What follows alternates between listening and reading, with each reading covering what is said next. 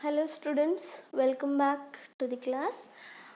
See, in last session we discussed about seed formation. Today we are going to learn about fruit formation.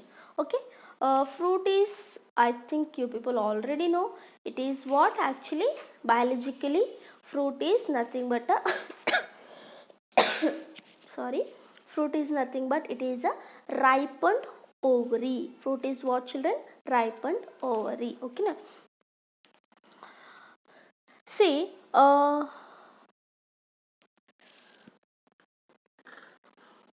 simultaneously the seed and then fruit simultaneously they are going to grow, children. Many times its original size and form of the fruit will differ, means like a fruit will be bigger and then seed will be very smaller, like that it will be. I am going to explain you what are the parts of the fruit and then what is the wall of the fruit is called, so and so. Wall of the ovary give rise to the wall of the fruit, which is called pericarp, children. Okay, now wall of ovary. First of all, fruit is nothing but what? Ripe. Let me write that one first thing. Okay, ripened. Ripened ovary is called what? Is called fruit, isn't it? Now, wall of the ovary is formed into wall of the fruit, which is called what? Which is called pericarp. Which is called pericarp. The mature pericarp may be fleshy or else dry. There are two types of fruit, children. There are two types of fruit, which is fleshy fruit and then dry fruit also, I can say. What are the fleshy fruit and then dry fruit? Examples I am going to give you. I think you people already know this, but then too, for as it is given in your book, I am going to explain you. Example for fleshy fruit: guava, orange, and then mango also I can give. Example for dry fruit is groundnut,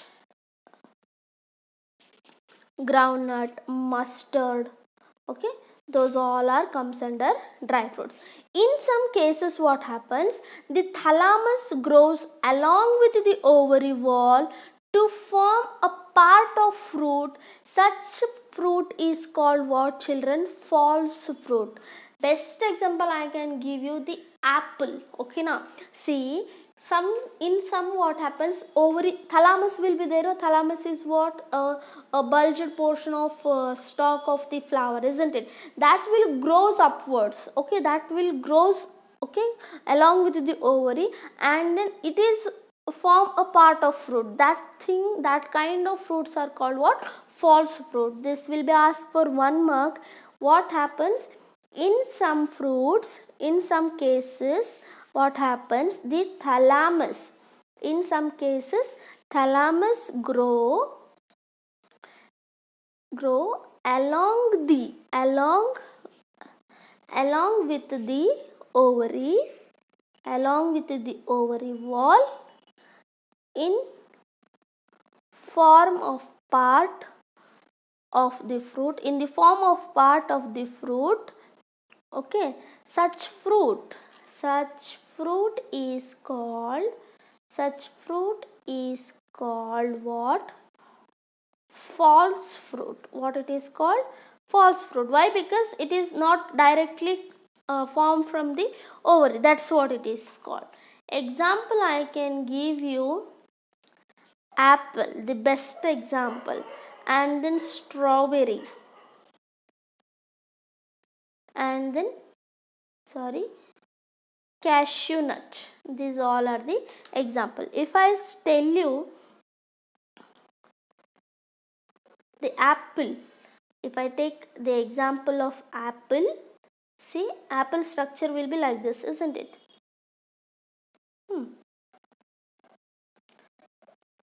in this what actually the seed and then seed coat and then whatever the wall if I say seed coat and then pericarp, those all things, this is actually the fruit, whatever we are going to cut and then remove. But whatever the edible portion we are going to take, no, this is nothing but the thalamus. We are eating thalamus of the apple, children, okay, and then there will be seed, isn't it? This is what actually the seed, and around that there will be coat, okay. Actually this is overall, this is the fruit. This is what? Thalamus. And then in strawberry also, in strawberry what happens, on the strawberry fruit there will be small dotted like whitish color, there will be, those are actually the seeds, okay. Now in apple, fleshy thalamus surrounds the pericarp and centrally placed seed. These are the seeds and then this is the pericarp. This pericarp will be and then thalamus will be there.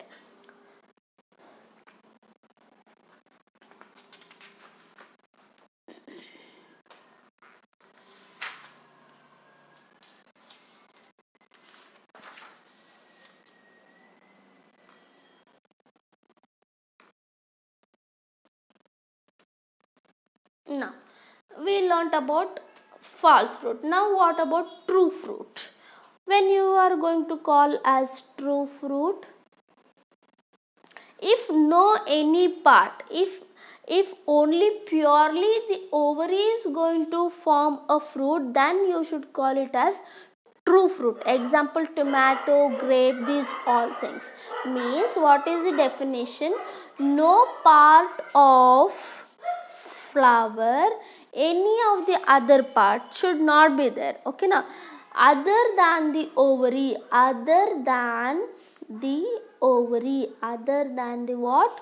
Ovary contributes, ovary contributes in the formation of fruit formation, then it is contributes in fruit formation, then it is called what? True fruit. ಅಂದರೆ ಬೇರೆ ಯಾವುದು part contribute ಆಗಿರಬಾರ್ದು, then it is called what? Tomato. Example, tomato and then grape, many of the examples like mango, those all things, okay. Now in few species, like in few species what happens, fruit do not bear seeds only, fruit do not be, ಕೆಲವೊಂದು fruits ಅಲ್ಲಿ seeds ಇರಂಗಿಲ್ಲ, ಓಕೆನಾ, they develop without fertilization. Why there will be no seed? Because they develop without fertilization. If the fruit is developed without fertilization, such fruit are called parthenocarpic fruits. Okay, okay na? If what? If the fruit is developed, if the fruit is developed, fruit is developed without fertilization, without fertilization, then such fruit is called what? Such fruit is called parthenocarpic fruit. And then parthenocarpic fruits are seedless. They are what? Seedless. There will be, they do not bear seeds, children, okay na?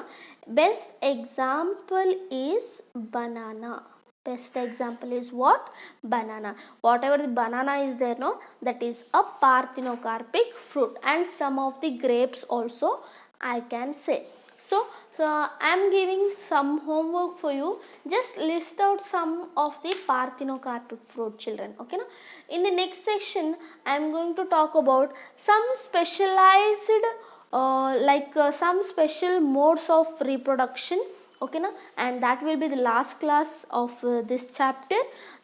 Some specialized modes means like apomixis, parthenogenesis, polyembryony, those all things we are going to learn in the next class.